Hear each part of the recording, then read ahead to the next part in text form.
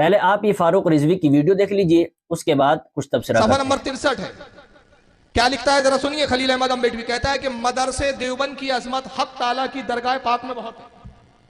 جو دیوبند کا مدرسہ ہے یوپی میں، اس کی عظمت اللہ کی بارگاہ میں بہت ہے. اللہ کو یہ مدرسہ بڑا پسند ہے. صدہا عالم یہاں سے پڑھ کر گئے. کہتے کئی سو عالم یہاں سے پڑھ کر چلے گئے اور خلق کثیر کو ظلمات ضلالت سے نکالا. کہتے ایک بہت بڑی جماعت کو گمراہی سے، جہالت سے، اندھیروں سے نکال دیا.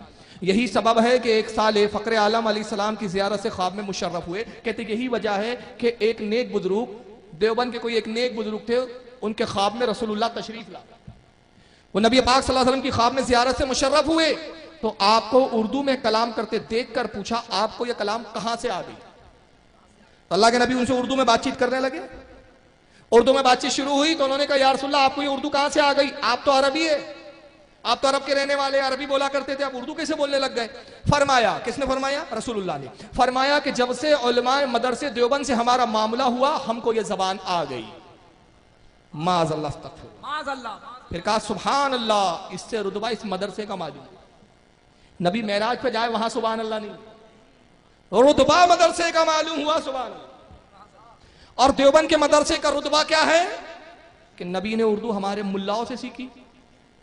حضور کہتے جب سے میں دیوبند کے مدرسے میں آنے لگا، دیوبند کے مدرسے میں آنا جانا ہوا، مولویوں کے ساتھ اٹھنا بیٹھنا ہوا، دیوبند کے مولویوں کے ساتھ میں اٹھا بیٹھا، ان سے میں نے اردو زبان سیکھ لی. یعنی کہ دیوبند کے پھٹیچر مولانا میرے استاد. جیسے کہ آپ نے دیکھا کہ فاروق رضوی نے براہین قاطعہ کی ایک عبارت پر اعتراض کیا ہے، اور اعتراض یہ کیا ہے، وہ جو عبارت بیان کی ہے وہ عبارت ایک خواب کی عبارت ہے. السلام علیکم ورحمۃ اللہ وبرکاتہ. محترم ناظرین، آپ نے ویڈیو دیکھا، اس میں فاروق رضوی صاحب نے ایک دیوبندی مولانا کے کتاب کا حوالہ دیے. خلیل احمد امبیٹوی براہین قاطعہ کے اندر کیا لکھتے ہیں کہ دیوبند مدرسے کی تعریف، کہ مقام مرتبہ دیکھیے دیوبند مدرسے کا اللہ کی بارگاہ میں کتنا اونچا مقام ہے کہ یہاں پہ پتہ نہیں کتنے گنتی نہیں یہاں سے جاہل لوگ علماء بن کر کے نکلے، مولانا بن کے نکلے، تعریف کے پل باندھ رہے ہیں. اور اسی میں ایک تعریف اور گھسا دیے، ایک بات اور گھسائے کہ دیوبند مدرسے کے ایک بہت بڑے بزرگ اللہ والے تھے. انہوں نے خواب میں کیا دیکھا کہ نبی پاک صلی اللہ تعالی علیہ وسلم ان کے خواب میں آئے اور نبی جب ان سے بات کر رہے ہیں تو یہ اللہ والے نے، یہ بزرگ نے پوچھ لیا یا رسول اللہ آپ اردو بول رہے ہیں، اردو زبان، آپ تو عربی ہیں، آپ تو عرب میں پیدا ہوئے، آپ اردو کیسے بول رہے ہیں؟ آپ تو عربی ہیں. تعالیٰ علیہ وآلہ وسلم نے کہا کہ جب سے میں دیوبند مدرسے میں آنے جانا شروع کر دیا، جب سے یہاں آنا جانا ہوا، میرا تعلق ہوا دیوبند مدرسے سے، تو مجھے اردو زبان آ گئی، اردو بولنے آ گیا. معاذ اللہ. اور اس پر خلیل احمد امبیٹوی کیا کہہ رہے ہیں؟ سبحان اللہ. دیکھا آپ لوگوں نے کہ خواب میں آ کے نبی بشارت دے رہے ہیں. دیکھیے یہاں سے کتنے جاہلوں کو عالم بنا کر کے بھیجا گیا، عالم بن کے یہاں سے لوگ نکلے ہیں. یہ تاریخ کا پل باندھا جا رہا ہے، دیوبند مدرسے کا مقام بتایا جا رہا ہے، اور اس پر یہ دیوبندی مولانا دفاع کرنے اور کیا کہہ رہے ہیں، یہ خواب کی بات ہے. اور خواب کے اوپر یہ حوالے پیش کر رہے ہیں کہ خواب کبھی جھوٹا ہوتا ہے کبھی سچا ہوتا ہے. تو حضرت جی یہ حوالہ ہمیں نہیں، فاروق رضوی صاحب کو نہیں، بلکہ اپنے مولانا خلیل احمد امبیٹوی کو دکھاؤ، جا کے ان کو بتاؤ کہ دیوبند مدرسے کا جب آپ تعریف کر رہے ہیں، جب اس کا مقام مرتبہ بتا رہے ہیں، تو یہ خواب کی بات کیوں گھسا رہے ہیں؟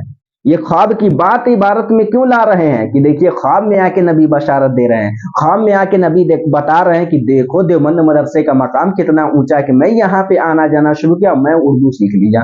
معاذ اللہ. یہ نبی کی گستاخی نہیں ہے، لیکن یہ گستاخی نہیں مانیں گے، بلکہ کسی نہ کسی سے توڑ مروڑ کر اپنے مولانا کو بچائیں گے، اپنے اسلاف کی گستاخی عبارت کو چھپائیں گے، اور چھپاتے ہوئے آگے دیکھیے یہ کیسے بنا رہے ہیں.